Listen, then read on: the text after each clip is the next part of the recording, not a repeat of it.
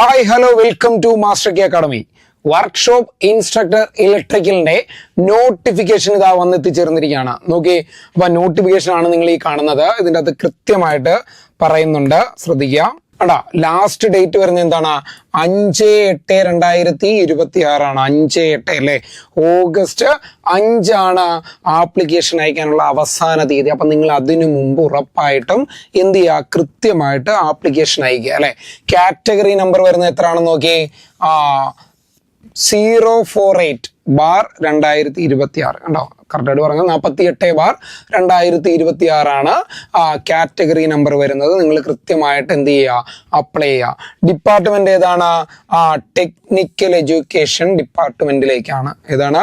Technical education ഡിപ്പാർട്ട്മെന്റിലേക്കാണ് workshop instructor ഇലക്ട്രിക്കലിനെ ആവശ്യമായിട്ടിരിക്കുന്നത്. നെയിം ഓഫ് പോസ്റ്റ് ആണ് നമ്മളിപ്പോൾ പറഞ്ഞത്. എന്താണ്?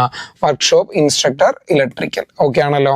സ്കെയിൽ ഓഫ് പേ നോക്കുക, നിങ്ങൾ കൃത്യമായിട്ട് ശ്രദ്ധിക്കേണ്ട ഒരു കാര്യമാണ്.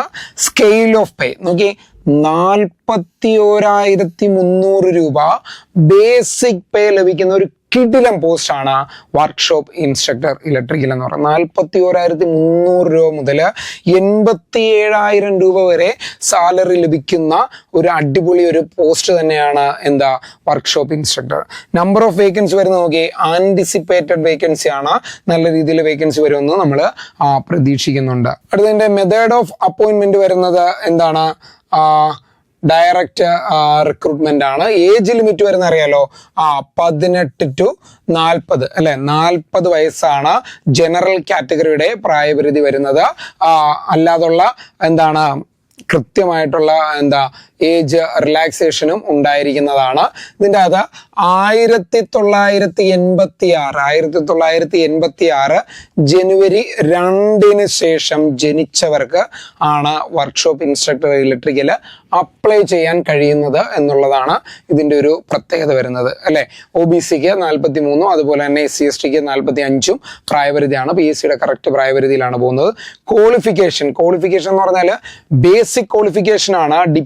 ഡിപ്ലോമ ഇൻ ഇലക്ട്രിക്കൽ എഞ്ചിനീയറിംഗും ബിടെക് ഉള്ളവർക്ക് അല്ലെ, അത് ഇലക്ട്രിക്കൽ എഞ്ചിനീയറിംഗ് ഉള്ളവർക്കാണ് ഇത് അപ്ലൈ ചെയ്യാൻ കഴിയുന്നത്. ഇതിന് ഇക്വലന്റ് ഹയർ ക്വാളിഫിക്കേഷൻ ഉണ്ട്, നമുക്ക് അതൊന്ന് ചെക്ക് ചെയ്യാം. അപ്പൊ നോക്കി, ഇക്വലന്റ് ക്വാളിഫിക്കേഷൻ വരുന്നത് കൃത്യമായിട്ട് ഇതിന്റെ ബേസിക് ക്വാളിഫിക്കേഷൻ വരുന്നത് നിങ്ങൾക്ക് എല്ലാവർക്കും അറിയാം. എന്താണ് നോക്കി, പോളിടെക്നിക് ഡിപ്ലോമ കണ്ടോ, പോളിടെക്നിക് ഡിപ്ലോമ ഇലക്ട്രിക്കൽ എഞ്ചിനീയറിംഗ്. അതിന്റെ ഇക്വലന്റ് വരുന്നത് എന്താണ്?